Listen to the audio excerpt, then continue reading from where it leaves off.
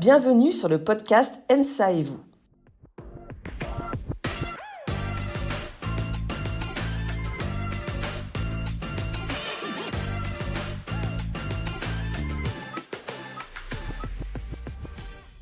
Découvrez le parcours et les conseils de Lino Galliana, ENSAE Alumni, promotion 2017, normalien à l'ENS Lyon, qui avait intégré la 3e année voie Data Science, statistique et apprentissage de notre école d'ingénieurs. Devenu administrateur INSEE, il a accepté de parler des spécificités de son métier en tant que data scientist dans le public et plus particulièrement à l'INSEE en répondant aux questions d'Ève Samani, élève ingénieur de première année, et d'Olivier Pinatel, élève ingénieur de 2e année. Tous les deux admis à l'ENSAE Paris après une prépa BL. Bonne écoute.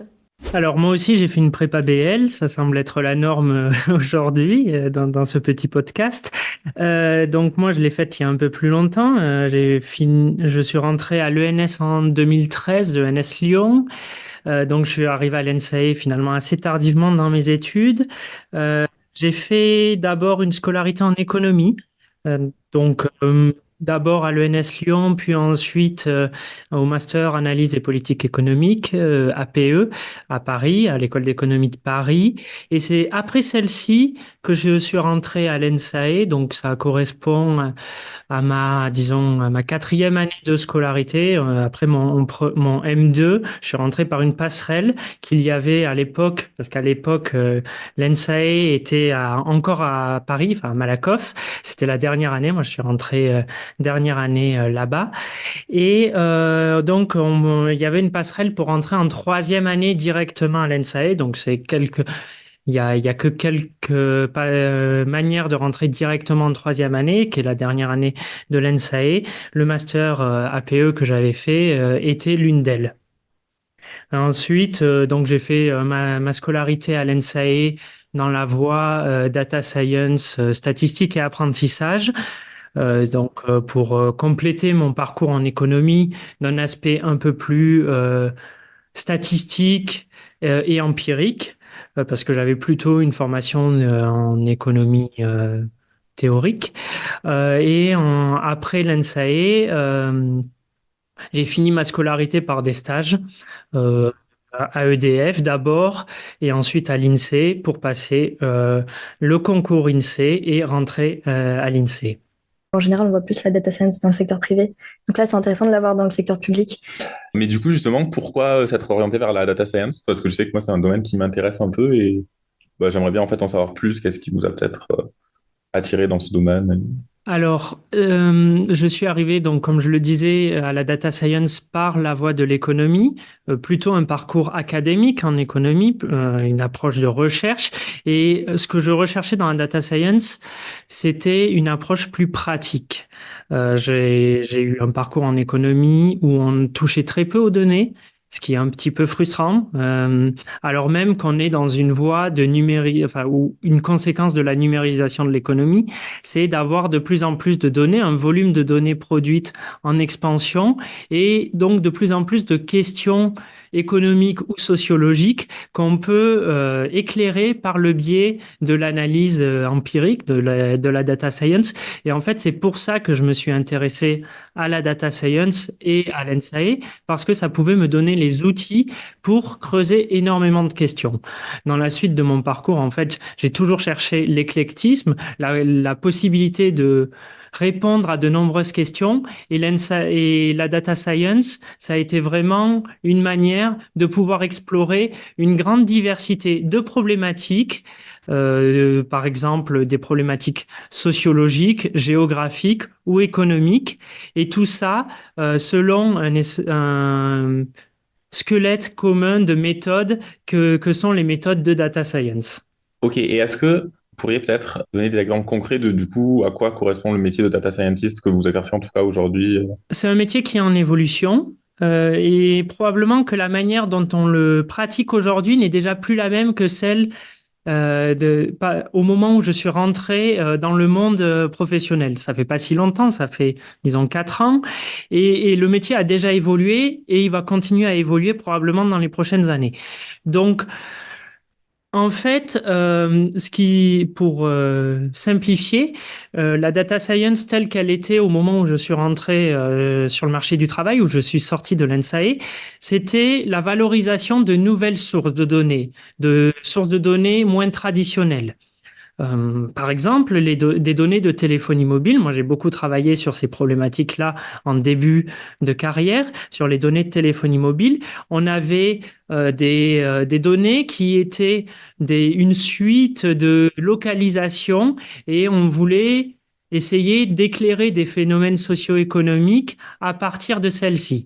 Ça, c'était quelque chose qui était nouveau à l'époque. C'était un petit peu la vague du big data où on avait un grand volume de données et on essayait de le faire parler. Maintenant, on a un peu plus de recul sur ce type de données-là, sur leur apport et aussi leurs limites, parce qu'elles en ont, et on se focalise peut-être sur des sources de données plus traditionnelles, mais essayer de leur apporter un éclairage nouveau, par exemple en les associant.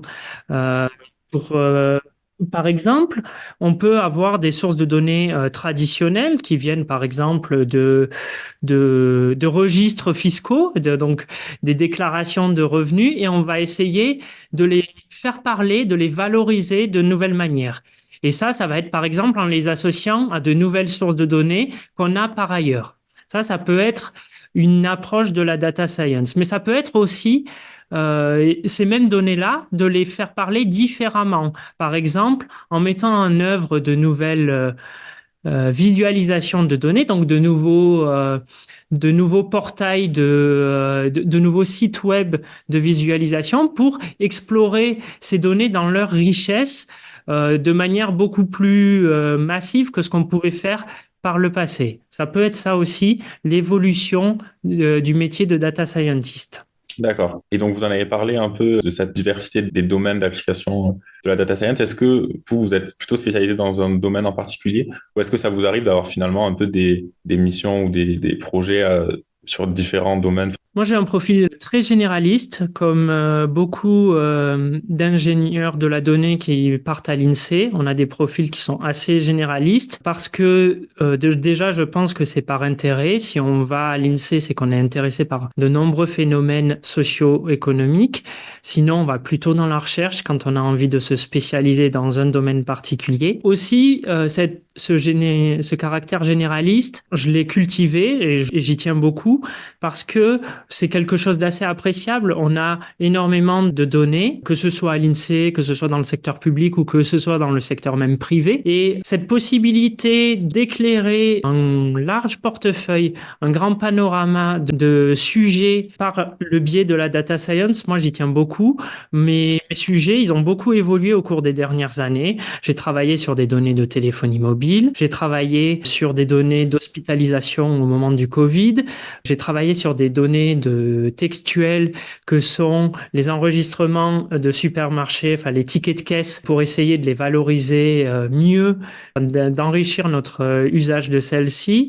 En ce moment, je travaille sur des données collectées sur des plateformes web. C'est vraiment beaucoup de sources de données différentes et tout ça, il y a un trait d'union dans ces différentes sources de données qui sont l'approche de la data science qui est l'intermédiaire entre une approche purement scientifique, qui serait celle de la recherche, et une approche opérationnelle, très pratique, qui serait plutôt celle dans le monde du privé où on a une question opérationnelle. Par exemple, essayer de chiffrer l'apport que peut avoir l'utilisation de telles données pour notre chiffre d'affaires. Ça, c'est très opérationnel. Et nous, à l'INSEE, on est un peu dans un intermédiaire parce qu'on a une approche scientifique. C'est nécessaire parce qu'on est important dans le débat public. Donc, on se doit d'avoir une approche scientifique, fiable. C'est la base de notre transparence, mais aussi opérationnelle, non pas pour des questions de chiffre d'affaires cette fois, mais plus pour des questions de mise en œuvre en pratique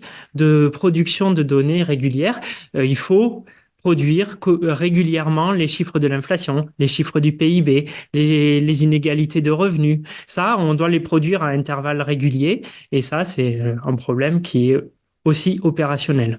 Justement, j'allais rebondir et vous demander s'il y avait un peu des différences entre la data science dans le public et dans le privé, mais je pense que vous avez déjà commencé à y répondre au moins en partie. Je sais pas si vous auriez plus à dire. Il y a peut-être une dimension que je n'ai pas évoquée, qui est les questions de représentativité. Quand on est dans le privé, ce qui nous intéresse, c'est notre part de marché, c'est notre champ de consommateurs, enfin d'utilisateurs de notre service. Alors, il est plus ou moins large selon l'entreprise dans laquelle on se trouve. Il est plus ou moins spécialisé. Si on est une entreprise spécialisée dans un service numérique, peut-être qu'on sera un peu moins large en termes de part de marché que Google ou qu'un un géant du numérique.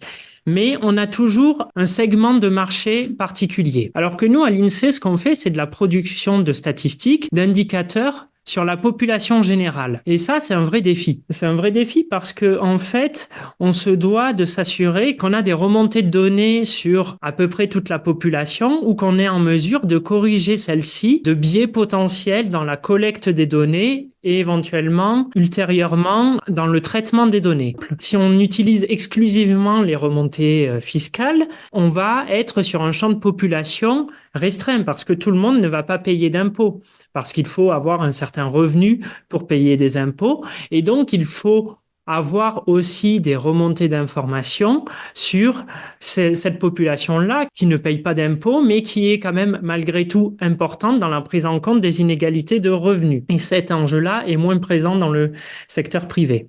D'accord, donc au final, il y a également des enjeux spécifiques dans le secteur public en termes de données qui sont disponibles pour le travail à l'INSEE, pour les études qui doivent être menées dans le cadre de l'INSEE. Tout à fait. L'INSEE a la spécificité par rapport à beaucoup d'acteurs de la data science de collecter elle-même beaucoup de données par le biais des enquêtes. Ça, les enquêtes, c'est quand même un petit peu particulier. Le monde de la data science en utilise finalement peu, parce que les enquêtes, c'est compliqué à collecter comme données. C'est une donnée, il faut aller sur le terrain, rencontrer des gens, passer un certain temps avec eux, collecter la donnée et ensuite s'assurer qu'on n'a pas de biais dans cette collecte, que par exemple on n'a pas récupéré des données seulement sur une sous-population qui n'est pas représentative de la population.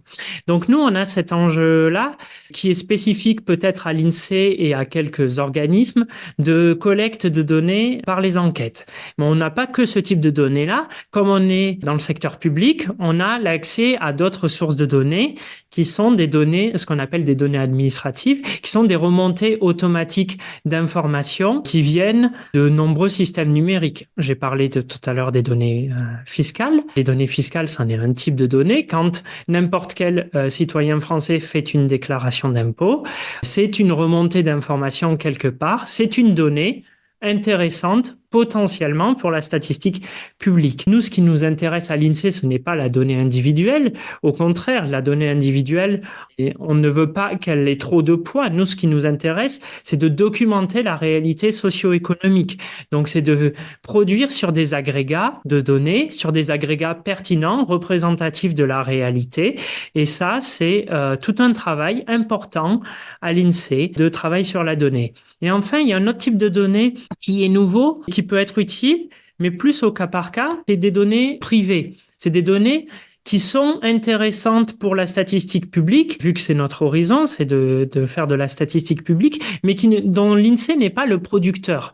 Et ça pose des questions d'accès aux données. J'ai parlé des données de téléphonie mobile sur lesquelles j'ai beaucoup travaillé. C'est pas l'INSEE qui collecte des localisations de téléphones mobiles, les bornages aux antennes relais, c'est des opérateurs de téléphonie mobile. Et donc, comment on met en œuvre une utilisation de ces données pour la statistique publique? Ça pose des questions déjà d'accès aux données. Quelle est la manière pour un institut public d'accéder à ces données qui respectent à la fois la confidentialité de ces données qui est imposée aux opérateurs et qui est naturelle, mais aussi comment, une fois qu'on a accès à ces données-là, on les fait rentrer dans notre cadre de statistiques publiques pour les rendre intéressantes pour la statistique publique, comparables à d'autres indicateurs et pertinentes. Et justement, comment sont organisées la production des études à l'INSEE en tenant compte des différents types de données que vous pouvez avoir? Est-ce que la data science est déployée sur chaque étude? Est-ce que vous allez tenter de varier la nature des données pour chaque étude ou au contraire, est-ce que cela va dépendre des sujets des études? La data science, il y a quand même un terme qui est important dedans, qui est data, données, et nous, on est l'institut de la donnée. Donc, la data science, elle est partout. Alors, c'est pas forcément une data science théorique, c'est peut-être pas des modèles très complexes qu'on met en œuvre comme ça peut être dans certaines entreprises, mais il y a toujours cette question-là de faire parler, donner du sens aux données. Et pour moi, c'est le cœur de la data science, c'est comment on fait parler les données. Et donc nous, c'est notre mission à l'INSEE en fait. C'est notre mission de collecter la donnée et c'est notre mission de faire parler la donnée. Donc la data science, elle intervient dans tous nos processus. Alors, elle va intervenir différemment selon la nature des données et l'objectif. Alors, j'avais une question peut-être un peu plus dure maintenant. Qu'est-ce que vous diriez que vous aimez le plus dans votre métier actuellement? La liberté, la diversité des tâches et des données traitées. Que ce soit, moi, je suis à l'INSEE depuis 4 ans. On est amené à l'INSEE à changer en début de carrière régulièrement de poste, en moyenne tous les 3 ans. Et donc ça, moi, je pense que c'est une richesse. Donc c'est l'une des raisons pour lesquelles je me suis orienté vers l'INSEE, c'est que je voulais pas être ultra spécialisé comme c'est le cas dans le monde de la recherche. Je viens d'une formation à l'ENS, donc une formation par la recherche pour la recherche. Et même si j'apprécie la discipline intellectuelle de la recherche, je voulais toucher à plus de sujets parce que je suis pas certain que les sujets que j'apprécie aujourd'hui seront toujours ceux que j'apprécierai dans 10 ans pour travailler au quotidien. Donc, cette diversité des missions possibles m'a beaucoup plu à l'INSEE et je m'y retrouve vraiment puisque comme j'ai pu le dire, j'ai travaillé sur énormément de sources de données différentes et même au quotidien, sur une semaine de travail donné, je peux très bien travailler quelques jours sur une source et puis sur une autre. Je peux avoir des missions qui durent quelques semaines sur une source de données et en parallèle avoir des missions un peu plus longues, plus approfondies sur une autre source de données. Et ça, c'est quand même très appréciable. Une autre chose qui est appréciable, c'est l'environnement de travail de l'INSEE. On a la chance à l'INSEE d'avoir un projet d'infrastructure informatique de très haute qualité, vraiment une infrastructure de traitement de la donnée à l'état de l'art, de très bonne qualité. Et c'est quelque chose que moi, je juge très important, d'être en mesure de valoriser des données avec une vraie infrastructure informatique et pas avec des bouts de ficelle. Et ça, on a cette chance-là à l'INSEE d'avoir de belles données et c'est vraiment des données d'une qualité rare. Et en plus de ça, de pouvoir les traiter avec une infrastructure informatique à l'état de l'art. Justement sur cette variété, parce que c'est vrai que moi aussi, l'idée de me spécialiser précisément dans un domaine, ça me fait un peu peur dans le sens où voilà, j'ai aussi peur de en fait perdre l'intérêt pour ma spécialisation et vouloir changer. Mais est-ce qu'il n'y a pas au contraire, comment dire, une sorte de crainte entre guillemets de toujours changer et d'être comme ça dans un métier en constante évolution, de pas savoir comment s'adapter ou Alors, je dirais que quel que soit le métier dans lequel on est, quand on est dans la data science, on est en évolution constante parce que tout bouge. Euh, la nature des données bouge, on collecte de plus en plus de données de nature de plus en plus différentes. La manière de traiter les données évolue. L'émergence des problématiques d'intelligence artificielle avec les grands modèles de langage montre bien que une révolution peut arriver vite et peut prendre beaucoup de poids. Et les attentes du public, alors que ce soit pour nous le débat public, le grand public, ou pour le domaine privé, peut-être les attentes des utilisateurs sont en évolution constante. Il faut le prendre en compte et c'est pour ça qu'il est important de rester au courant de ce qui se passe au-delà de la formation à l'ENSAE. Je pense que être data scientist, c'est une formation constante. L'ENSAE donne de très bons outils pour rester à la page, mais ça ne sera jamais suffisant parce que une fois qu'on est sorti de l'ENSAE, le monde évolue et il est mieux d'évoluer avec le monde. On risque de rater des choses, enfin des phénomènes importants et c'est dommage. À propos de l'évolution de la data science, vous êtes également professeur à l'ENSAE, notamment dans des cours de programmation, donc Python pour la data science en deuxième année, et également un autre cours plus appliqué en troisième année. Quel défi cela représente pour vous, donc l'évolution de la data science en tant que professeur à l'ENSAE? C'est un défi déjà parce qu'il faut mettre à jour en continu les cours.